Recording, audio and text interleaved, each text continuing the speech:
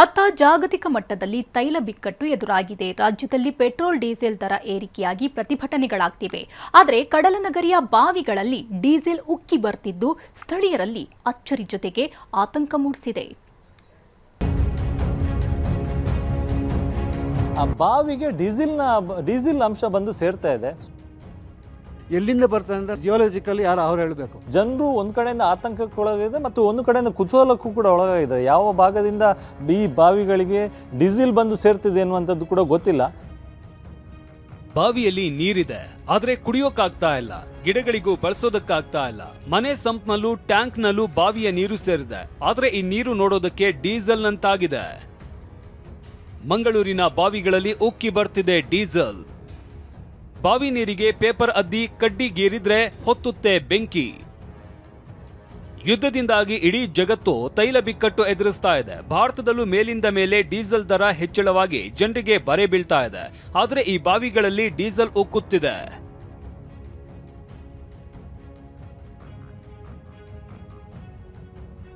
ಮಂಗಳೂರಿನ ಕಾವೂರಿನಲ್ಲಿ ಜನಸಾಮಾನ್ಯರು ಬೆಚ್ಚಿ ಬೀಳುವಂತಹ ಆಘಾತಕಾರಿ ಘಟನೆಯೊಂದು ಬೆಳಕಿಗೆ ಬಂದಿದೆ. ಇಲ್ಲಿ ಒಂದಲ್ಲ ಎರಡಲ್ಲ ಮೂರು ಮನೆಗಳ ಬಾವಿಗಳಲ್ಲಿ ಡೀಸೆಲ್ ಅಂಶ ಪತ್ತೆಯಾಗಿದ್ದು ಜನರಲ್ಲಿ ಆತಂಕ ಮೂಡಿಸಿದೆ. ಕಾವೂರು ಪ್ರದೇಶದಲ್ಲಿ ಒಂದು ಕಡೆ ಆ ಬಾವಿಗೆ ಡೀಸೆಲ್ ಅಂಶ ಬಂದು ಸೇರ್ತಾ ಇದೆ. ಸೊ ಕುಡಿಯುವ ನೀರಿನಲ್ಲೇ ಡೀಸೆಲ್ ಅಂಶ ಮಿಕ್ಸ್ ಆಗಿ ಬರ್ತಾ ಇದೆ. ಸೊ ಹೀಗಾಗಿ ಜನರು ಒಂದು ಕಡೆಯಿಂದ ಆತಂಕಕ್ಕೆ ಒಳಗಾಗಿದೆ ಮತ್ತು ಒಂದು ಕಡೆಯಿಂದ ಕುತೂಹಲಕ್ಕೂ ಕೂಡ ಒಳಗಾಗಿದ್ದಾರೆ. ಯಾವ ಭಾಗದಿಂದ ಈ ಬಾವಿಗಳಿಗೆ ಡೀಸೆಲ್ ಬಂದು ಸೇರ್ತಿದೆ ಅನ್ನುವಂಥದ್ದು ಕೂಡ ಗೊತ್ತಿಲ್ಲ. ನೀವು ಗಮನಿಸ್ಬೋದು, ಈ ಬಾವಿಯನ್ನು ನೋಡಿದರೆ ಗೊತ್ತಾಗುತ್ತೆ. ಅದರಲ್ಲಿ ನೀರಿನಲ್ಲಿ ಎಣ್ಣೆ ಅಂಶ ರೀತಿ ಕಂಡು ಬರ್ತದೆ. ಪ್ರಾರಂಭದಲ್ಲಿ ಇಲ್ಲಿನ ಜನರಿಗೆ ಗೊತ್ತಾಗಿರಲಿಲ್ಲ, ಆದರೆ ಬರ್ತಾ ಬರ್ತಾ ಏನು ನೀರಿನಲ್ಲಿ ಡೀಸೆಲ್ನ ಸ್ಮೆಲ್ ಬರೋದಕ್ಕೆ ಶುರುವಾಯಿತು. ಇಲ್ಲಿನ ಬಾವಿಗಳಲ್ಲಿ ನೀರು ಬತ್ತುತ್ತಿಲ್ಲ, ಬದಲಾಗಿ ಡೀಸೆಲ್ ಉಕ್ಕಿ ಬರ್ತಾ ಇದೆ.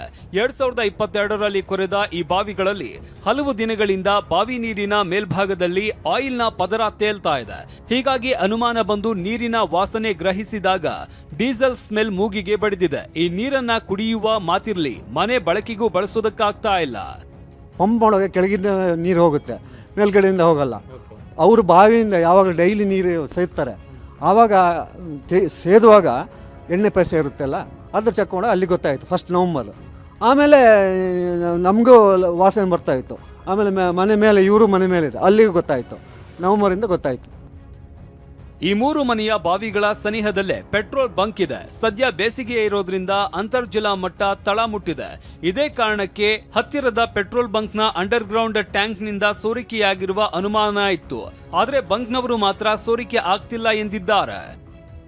ಕ್ಲೀನ್ ಮಾಡಿಸುವಂತ ಹೋಗುವಾಗ ಸ್ವಲ್ಪ ನೀರು ಅಡಿಗೆ ಹೋದ ಕೂಡಲೇ ಇಡೀ ಡೀಸೆಲ್ನದ್ದೇ ಬರ್ತಾ ಉಂಟು.